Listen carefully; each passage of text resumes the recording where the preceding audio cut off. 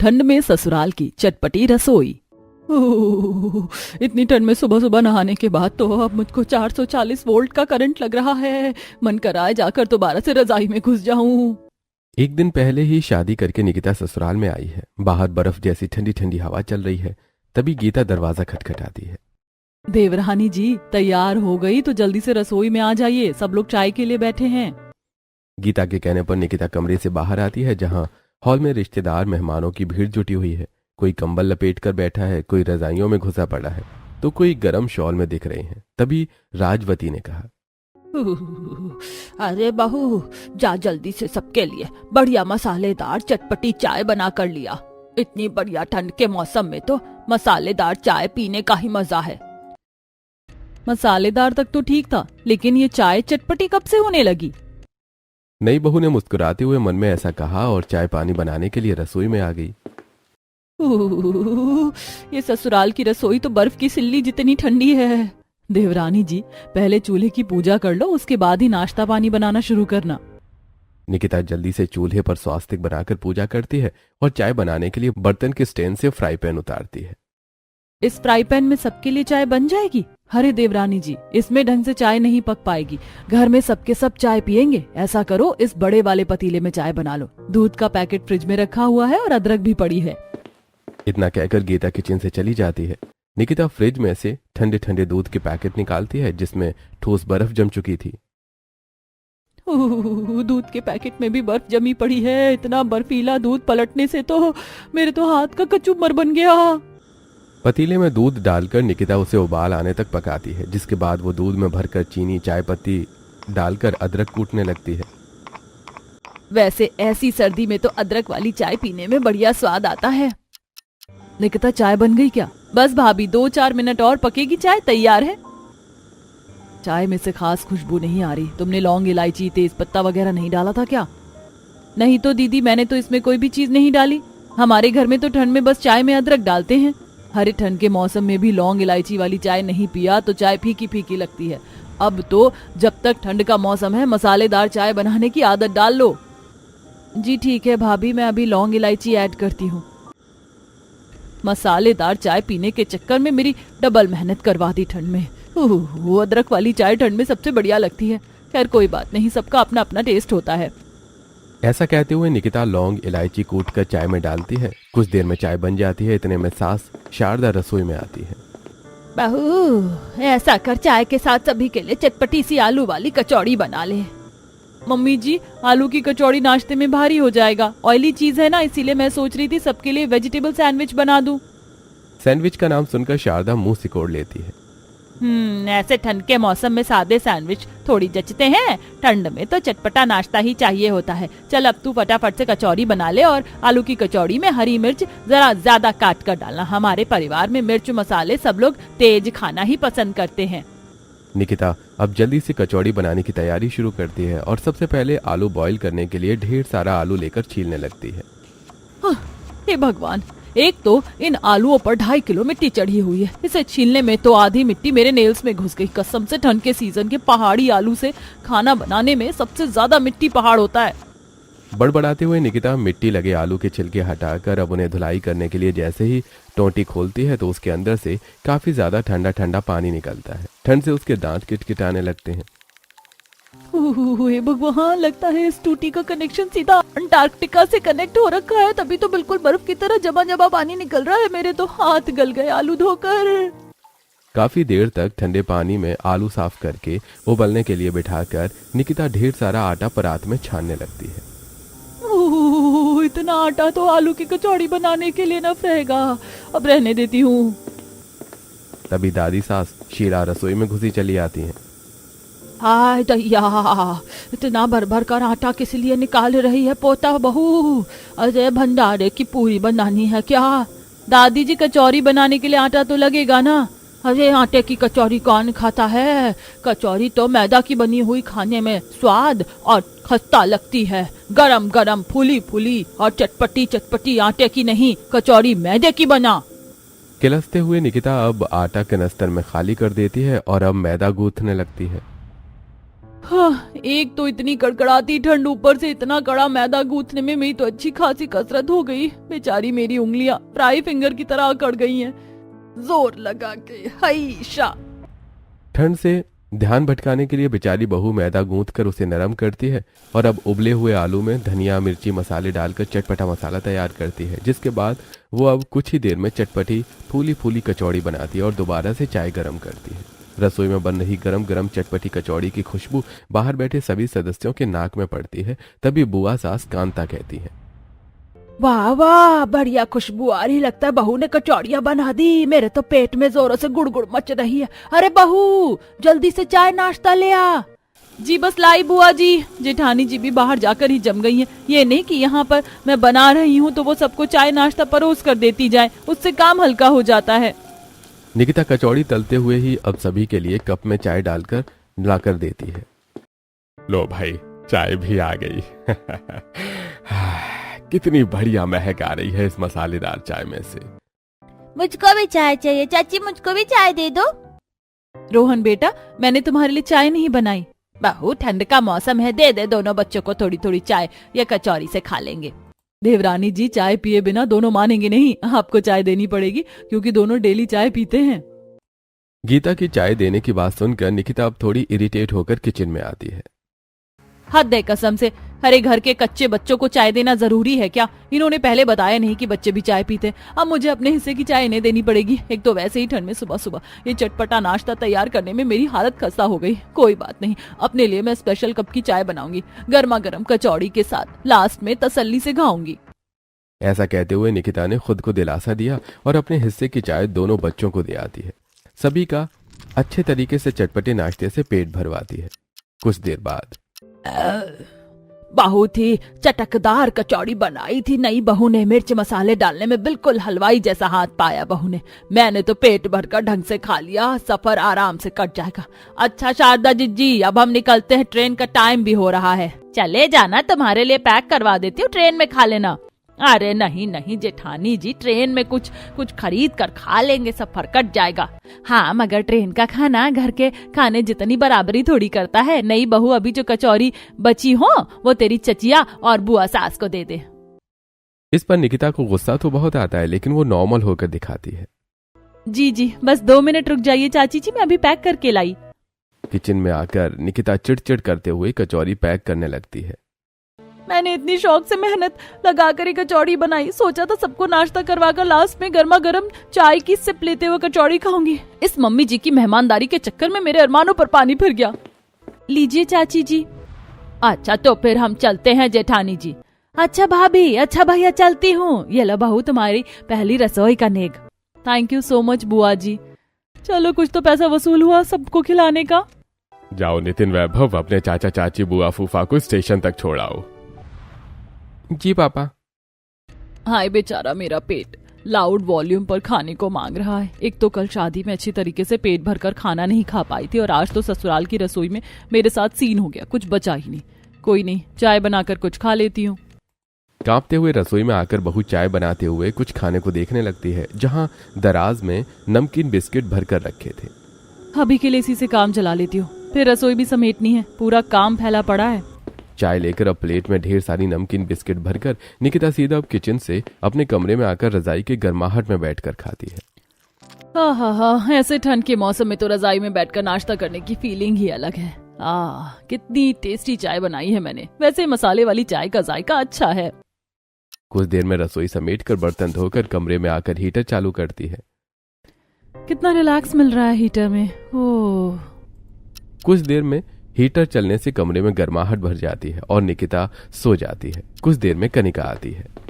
निकिता भाभी, जल्दी से उठ जाइए, 12 बज गए हैं, जाकर लंच बना दीजिए, सब लोग 1:30 बजे खाना खाएंगे। जस्ट ही तो थोड़ी सी नींद आई थी, ये नंदरानी कबाब में हड्डी बनने के लिए आ गई लंच बनाने का ऑर्डर लेकर। बेचारी निकिता रजाई से निकलकर जल्दी से रसोई में आती है और फ्रिज खोलकर सब्जी देखने लगती है।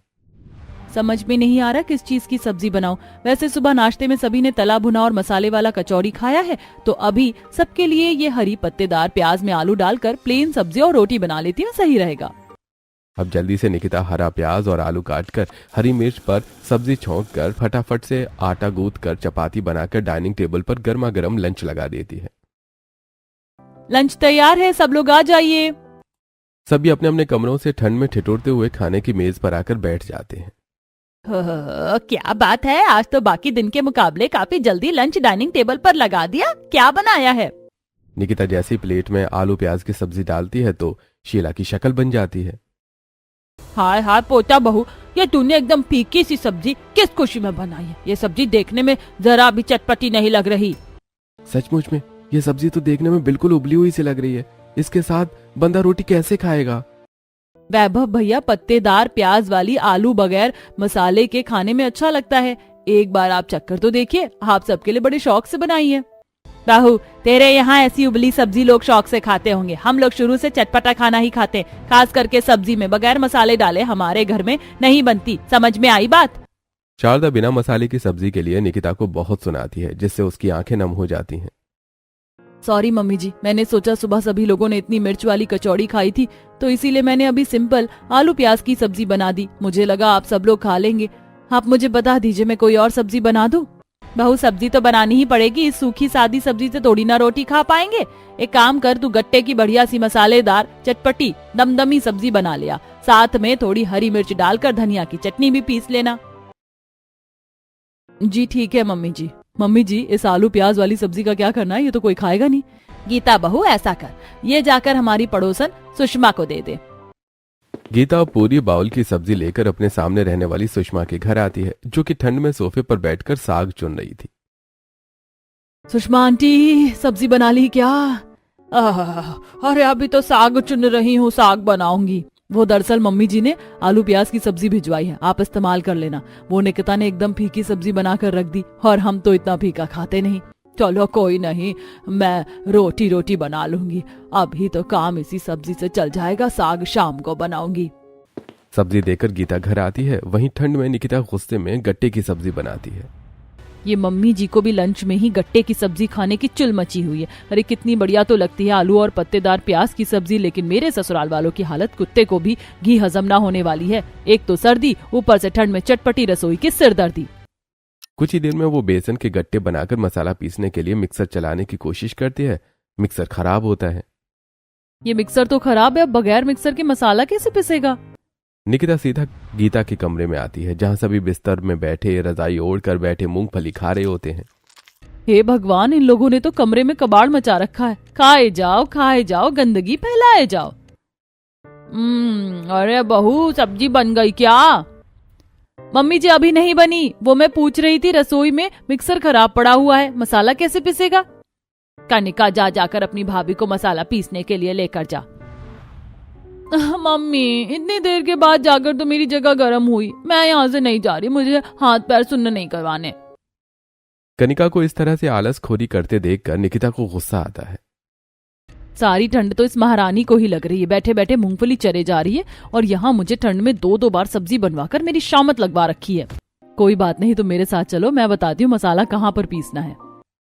अब गीता निकिता को खुली रसोई में लेकर आती है, जहां मिट्टी का चूल्हा बना हुआ था और सिलबट्टा भी लगा था। ओस की मोटी मोटी बूंद गिर रही थी और बर्फ की तरह ठंडी हवा चल रही थी। जेठानी जी, यहाँ तो काफी ज्यादा ठंडक है। क्या मुझे यहाँ बैठकर मसाला पीसना पड़ेगा? हाँ, क्योंकि सभी लोग सिलबट्टे पर पिसे मसाले की सब्जी ही खाते हैं। इससे बढ़िया सब्जी चटपटी स्वाद की उतरती है और कभी कभी ठंड में चूल्हे की रोटियां बनती हैं। निकिता ठंड में सिलबट्टे पर चटनी और मसाला पीसती है। मोटी मोटी हरी मिर्च पीसने की वजह से उसके हाथ जलने लगते हैं। हाय, इतना सारा भर कर मसाला पीस कर तो मेरे हाथों का कोरमा ही बन गया। ऊपर से यहाँ कितनी ठंड लग रही है। थर-थर कांपते हुए निकिता मसाला लेकर किचन में आती है और गट्टे की चटपटी सब्जी बनाती है। रसोई में चटपटी सब्जी की खुशबू पूरे मोहल्ले में महक जाती है। वैसे जो भी कहो, सिलबट्टे पर पिसे हुए मसाले में से कितनी बढ़िया सब्जी का टेक्सचर आया है। थोड़ी देर में बहू सबको खाना लगाती है। सब्जी इतनी चटपटी बनी होती है कि सभी उंगलियां चाट कर खाते हैं। अब डाला है ना सब्जी में असली दम। कितनी बढ़िया चटपटी सब्जी बनाई है, बिल्कुल मीट की तरह सब्जी बनाई है, एकदम तीखी। सचमुच सब्जी बहुत ही बढ़िया बनी है। सबसे ज्यादा तो सब्जी की ग्रेवी खाने में मजा आ रहा है, एकदम तीखी तीखी स्पाइसी। वैसे आज तो सब्जी के साथ साथ चटनी भी चटपटी बनी है। मैंने तो चटनी से ही भरपेट रोटी खा ली। सबके खाने के बाद निकिता अपना खाना निकाल कर कमरे में लेकर जाती है। मैं भी तो खाकर देखूं अपने हाथ की चटपटी सब्जी। जैसे ही निकिता सब्जी के साथ एक बाइट रोटी खाती है तो उसके कानों से मिर्च के मारे धुआं निकल जाता है। हे भगवान, ये सब्जी है या जहर। चटपटी सब्जी के नाम पर मेरे ससुराल वाले भर भर कर मिर्ची वाली सब्जी खाते हैं। मुझे तो ऐसा लग रहा है जैसे कि मैंने ठंड के मौसम में शादी करके गलती कर दी। किसी तरह पानी पी पी कर बेचारी खाना खाती है, लेकिन रात तक बेचारी बहू का पेट खराब हो जाता है और वो ठंड में बार बार बाथरूम के चक्कर काटती है। आज तो ऐसा लग रहा है ठंड में गुसल खाने में ही बिस्तर करना पड़ेगा। कहाँ मैंने सब्जी खा ली। गीले हाथ पैर लेकर निकिता रजाई में बैठती है, तभी ठंडे पैर नितिन को लगते हैं। अरे निकिता यार, तुम्हारे पैर बिल्कुल बर्फ की तरह ठंडे हैं, प्लीज दूर करो अपने पैर। इतना कहकर नितिन रजाई मुंह तक ओढ़कर सो जाता है। वहीं निकिता रात भर बाथरूम के चक्कर काटते हुए सर्दी जुकाम हो जाता है। अगली सुबह सुबह सुड़ सुड़ करते हुए ठंडे पानी में बर्तन धोती है। सारा खाया पिया तो रात को ही निकल गया। ऐसा करती हूँ बर्तन धोकर धुली मूंग दाल की खिचड़ी बना लूंगी। इतने में गीता और शारदा ढेर सारा चाप खरीद कर लेकर आती हैं। बाहर बड़ी सर्दी पड़ रही है, पूरा सर ओस से गीला हो गया।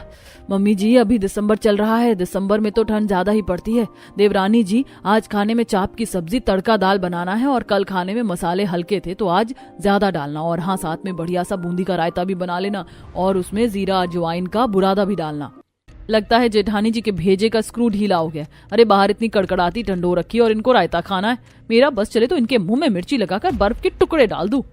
बर्तन धोने के बाद निकिता चाप की सब्जी तड़का दाल बनाने की तैयारी करती है। इतना मसाला तड़का दाल के लिए सही रहेगा और ये मसाला चाप की सब्जी के लिए, इससे ज्यादा नहीं डालूंगी। तभी शीला ठिठुरते हुए बावर्ची खाने में आ जाती है। ये दादी माँ जब देखो खाना बनाते टाइम ही रसोई में क्यों टपक जाती हैं? बहू, अरे बहू दिखा जरा कितना मसाला लिया है तूने सब्जी में डालने को। शीला आंखें जमा जमा कर मसाले वाले बर्तन को देखने लगती है। अरे बहू, 2 सूखी मिर्च से क्या होगा, इसमें और मिर्ची भरकर डाल तभी सब्जी चटपटी बनेगी। जब तक सब्जी में से मिर्च की धांस ना फैले खाने में चटपटापन नहीं पता चलता। निकिता गुस्से में बौखलाकर बरनी से ढेर सारी मिर्च ले लेती है और फिर एक बार फिर ठंड में चल रही बर्फीली हवा में बैठकर मसाला पीसती है, जिसमें उसके हाथ आज बुरी तरीके से लाल पड़ जाते हैं और वो रोते हुए सब्जी बनाती है। पता नहीं कैसे ससुराल वाले मेरे अपने स्वाद के चक्कर में बिल्कुल भी तरस नहीं खाते। खुद तो किसी भी ठंड में रजाई नहीं छोड़ी जाती और बहू को दिन भर रसोई में चटपटा खाना बनवाने में लगा कर रख दे जैसे कि मैं हलवाई हूँ। बेचारी हाथों की जलन को कम करने के लिए ठंडे पानी में हाथ डालकर रखती है। वहीं मसाले की मिर्च भरी महक पूरे मोहल्ले में फैल जाती है, जिससे बालकनी में कुर्सी लगाकर चाय पी रही कमला को छींक आती है। हच्चू हच्चू। हे भगवान, एक तो ये शारदा बहन के परिवार वाले ठंड के मौसम में बालकनी में थोड़ी देर बैठना भी मुहाल कर देते हैं। अरे ठंड का मौसम चालू होते इनकी चटपटी रसोई शुरू हो जाती है, दिन भर धांस मचती है। गुस्से में भरकर कमला शिकायत करने आती है। अरे ओ शारदा बहन, ऐसा भी क्या खाना बनाते हो तुम लोग अपने घर में जो जब देखो तुम्हारी रसोई से मिर्च की धांस आती रहती है?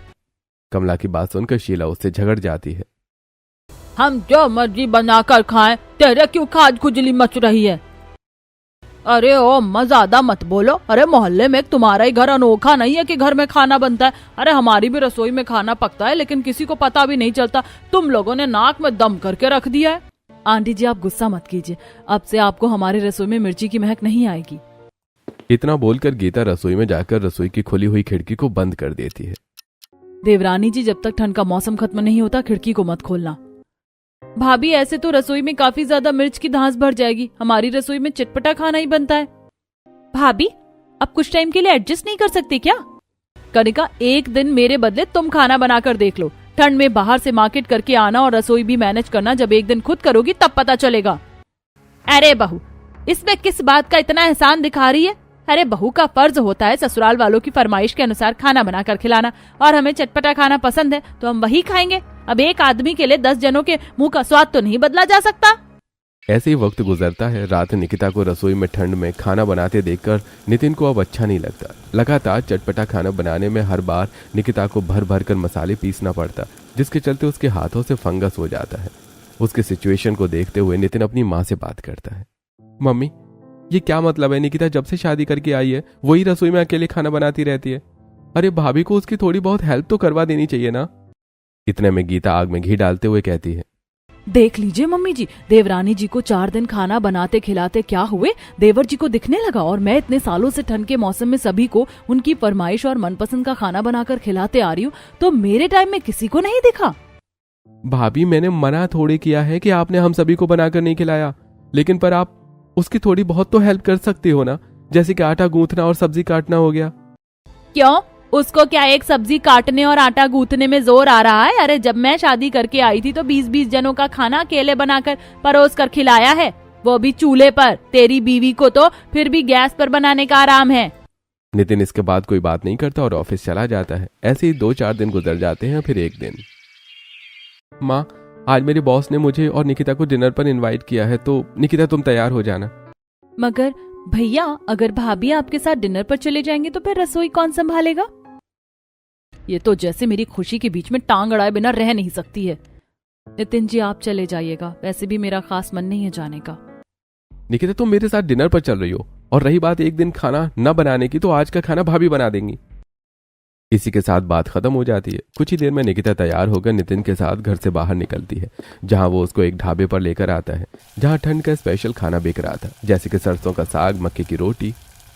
नितिन जी, आपने तो कहा था कि आपको बॉस के यहाँ डिनर पर जाना है, आप मुझे कहाँ लेकर आए हैं? निकिता, मैं जानता हूँ तुम अभी तक मेरी फैमिली में एडजस्ट नहीं हो पाई हो, क्योंकि हम लोग चटपटा खाना खाते हैं और इसीलिए तुम कभी भी अच्छे से खाना नहीं खाती। इसलिए मैं तुम्हें डिनर करवाने के लिए यहाँ लेकर आया हूँ, तुम अच्छी तरीके से खाना खा लो।